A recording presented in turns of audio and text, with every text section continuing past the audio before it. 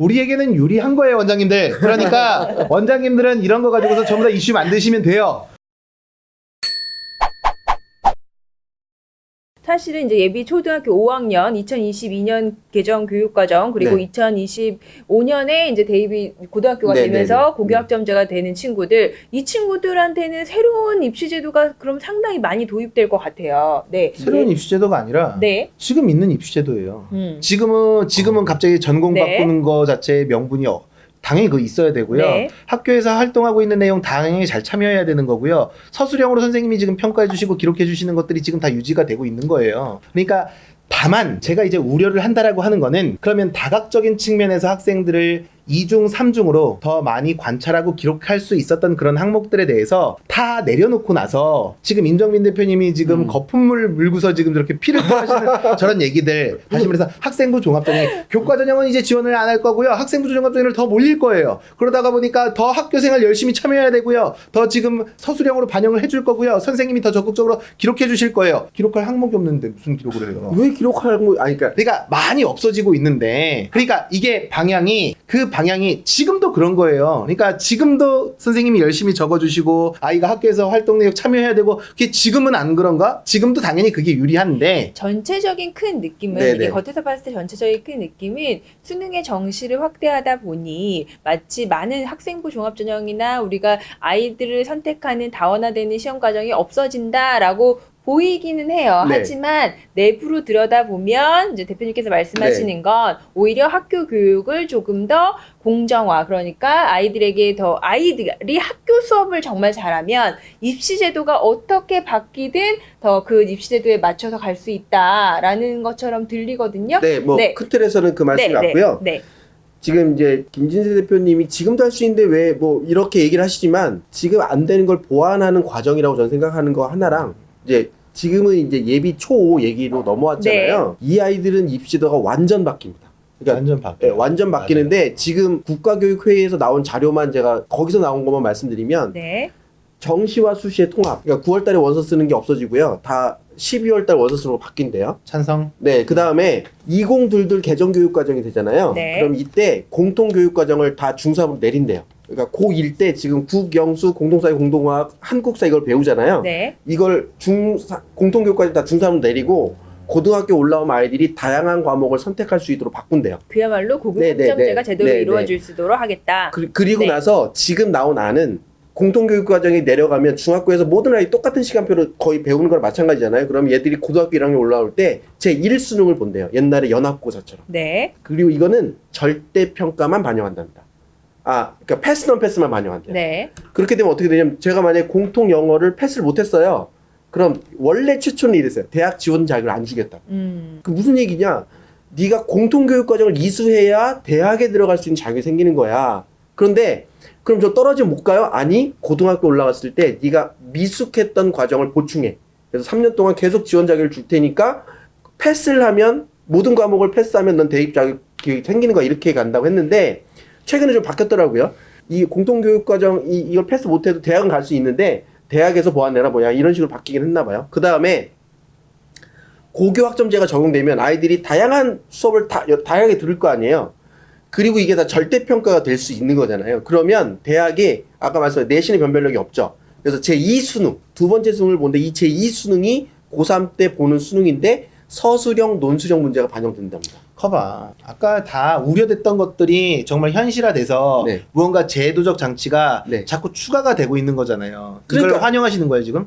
그러니까 이게 미래지향적 교육제도와 입시제도의 완성본이, 현재 예상되는 완성본이 예비 초5에 적용된다는 거죠.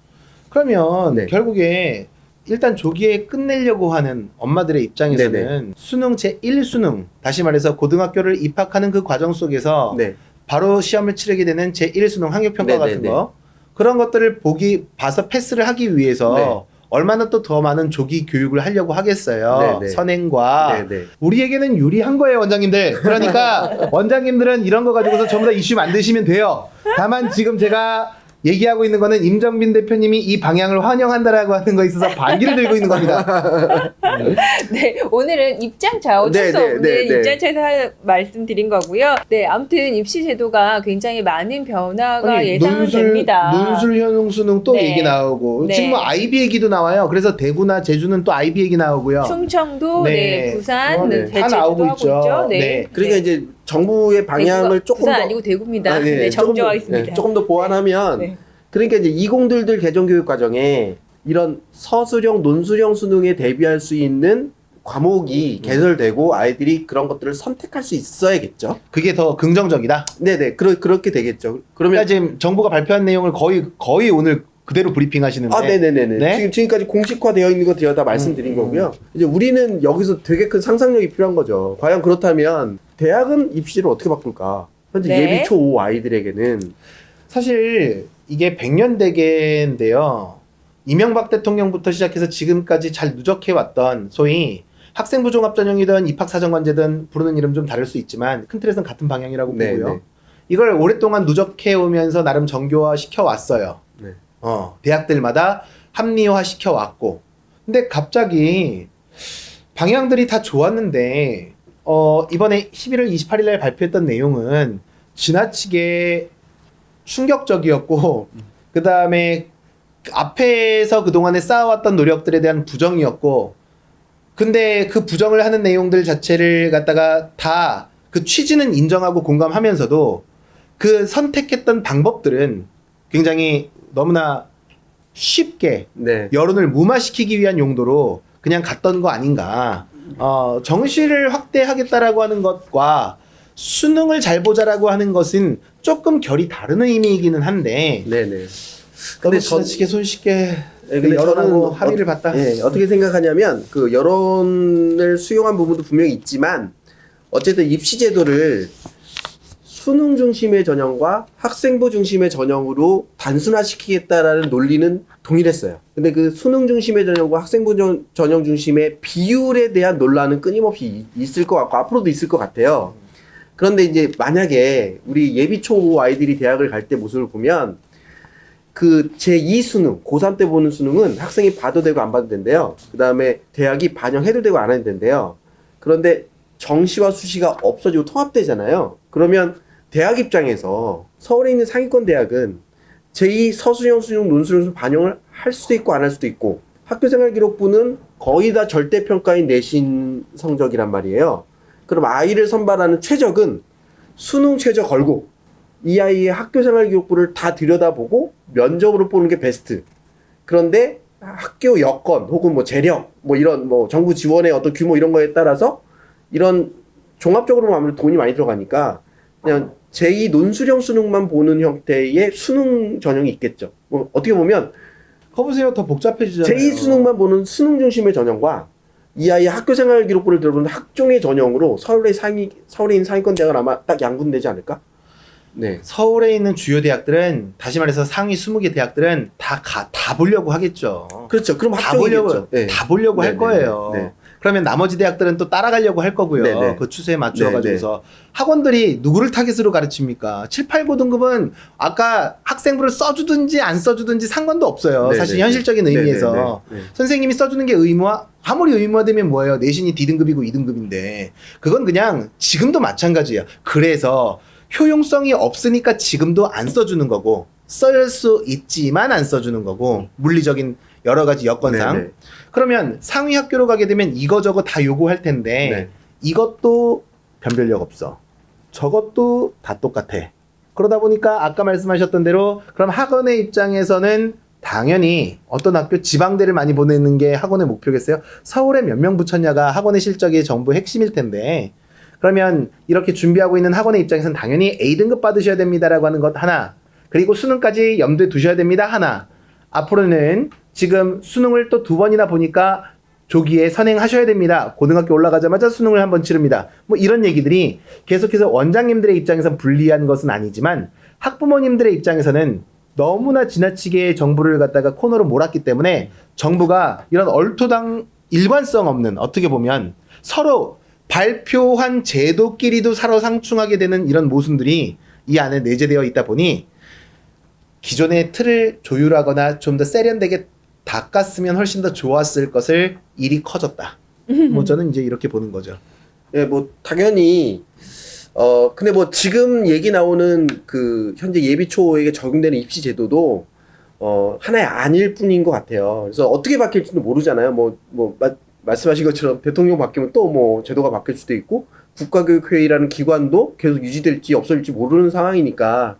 그런데 방향성은 같이 바라보는 게 매우 중요한 것 같아요. 그러니까 제가 이번 걸 준비하면서 각각의 디테일을 보면 막 헷갈리고 막 꼬이고 복잡하고 어려워요. 근데 진짜 지금까지 발표된 미래 현재 초5가 적용될 2028학년 입시까지 쭉 들여다보면 방향성이 보여요.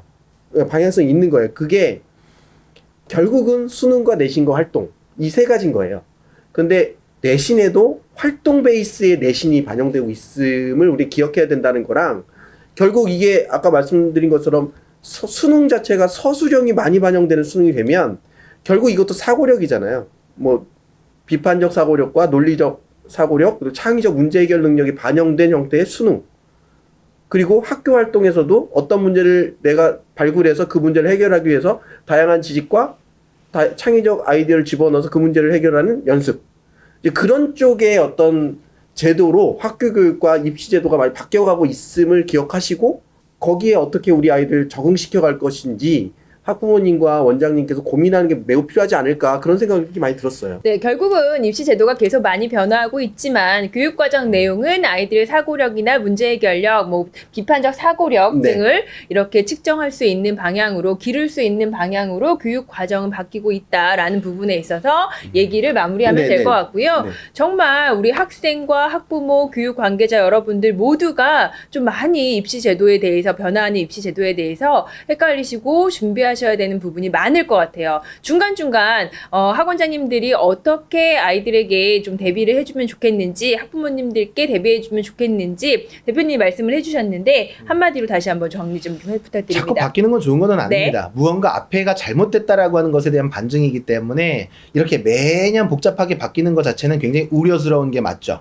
그러니까 제도가 완벽하게 정비가 되었다라고 하게 되면 한동안 사회적 패러다임이 바뀌기 전까지는 선발 방식 자체가 안 바뀌는 게 좋기는 한데, 학원장님의 입장에서는 무언가 바뀌었다라고 하는 것 자체도 홍보의 이슈가 또 될 수 있다 보니 이런 내용들을 잘 숙지하셔서 설명회를 통해서든 아니면은 학원의 프로그램이라든지 이런 것들이 변화하는 정책들과 어떻게 연동되고 꼭 필요한 우리 학원의 지금 시스템인지 이런 것들을 잘 어필해 주시면 될 것 같습니다. 또 하나 긍정적인 부분은 오늘 여러 가지 말씀을 해주셨지만 활동 내역들은 다소 줄어드는 느낌이 있어요. 그리고 수능 강조되고 있고요. 지금 그 평가 방식, 그러니까 그 수행평가가 됐든 지필고사가 됐든 요 내신 중심의 그 평가의 크기가 조금씩 상대적으로 커져가고 있는 느낌이 들기도 합니다. 그래서 지금 교과 학원들이 거의 대부분이실 텐데요. 교과 학원은 교과 학원 나름대로, 수능의 입장에서는 수능의 입장대로 결국은 다 준비를 잘 해야 된다. 그리고 자꾸 복잡하다 보니 상담 받으셔야 됩니다. 라고 하는 내용들로 어필하시면 되겠습니다. 네, 변화하는 부분에 대해 있어서 계속해서 이렇게 관심을 갖고 그 변화하는 부분을 학원에 뭐 상담을 하시거나 뭐 학부모님 만나실 때, 그다음에 아이들 가르칠 때도 많이 적용을 해야 될 것 같아요. 그죠? 네, 그럼 대표님 한번 정리해 주시죠. 원장님들 어떻게 준비하셔야 될까요? 네, 일단은 김희재 대표님 말씀하신 것처럼 당장 고등학생인 학생들은 대입을 위한 준비를 해야 되잖아요. 네. 이 아이들은 지금 뭐 아까 매년 거의 입시제도가 바뀌는 느낌이기 때문에 우리 아이들에게 본인에 해당하는 입시제도가 뭔지를 정확하게 알려주고 공유해주고 준비할 수 있도록 해주는 게 중요할 것 같고요. 그 이후에 뭐 현재 뭐 예비 중3부터 뭐 예비 초5 뭐 이때까지는 큰 방향성에 대해서 공감대를 갖고 지켜보시는 게 중요할 것 같아요. 그 방향성은 아까 말씀드린 것처럼 정시 중심의 전형과 학종 중심의 전형 두 가지로 입시는 단순해질 것이다. 그럼 이 두 가지 전형의 핵심은 내신과 학교 안에서의 활동과 수능이다. 이 부분에 대한 고민을 좀 하셔야 될 것 같고요. 또 고교 학점제가 적용되는 예비 중2 이후는 아이들의 선택이 매우 중요하고, 그래서 지금 내년도의 교육부 예산 중에 상당 부분이 다 고교 학점제 쪽으로 지금 들어간대요. 그래서 고교 학점제가 되겠어라는 생각보다는 고교 학점제가 됐을 때 나는 어떤 역할을 해줄까에 대한 고민이 매우 중요하실 것 같고요. 그래서 아이들마다 진로 혹은 진학의 목표에 따른 이 코디네이터의 역할, 그러니까 어떤 과목을 우리 학교에 개설된 어떤 과목을 듣는 것이 나중에 학종 중심의 전형에 도움이 될 것인가, 그런 것들에 대한 역할을 좀 해주실 필요가 있지 않을까라는 고민이 되고요. 다만 제가 이제 지난번 에디소드에도 말씀드렸는데, 이렇게 아이들이 듣는 과목이 굉장히 다변화될 때 과연 학원의 역할은 어떤 모습일까, 여기에 대해서도 사실 고민이 되더라고요. 그래서 어쩌면 중등 이하는 좀 오히려 더 쉬워질 수도 있을 것 같아요.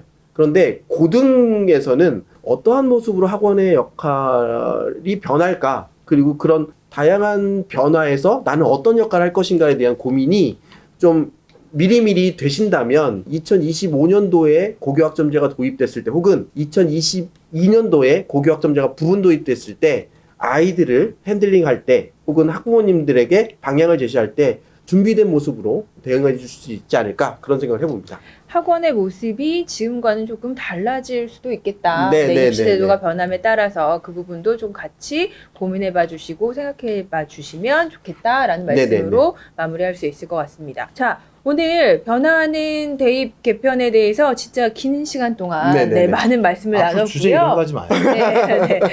제가 안 정했어요. 조금이라도 네. 관계 있으면 네. 막 거품을 다들 물어요. 네, 네. 어디까지나 내 찬반 입장에 따라서 네. 또 발표되는 교육부의 입장에 따라서 말씀을 드렸던 거고요. 변화하는 입시 방해에 맞춰서 원장님들도 잘 준비해 주셨으면 감사하겠습니다. 그럼 오늘 이상으로 에듀썰전 마치도록 하겠습니다. 네, 감사합니다. 감사합니다.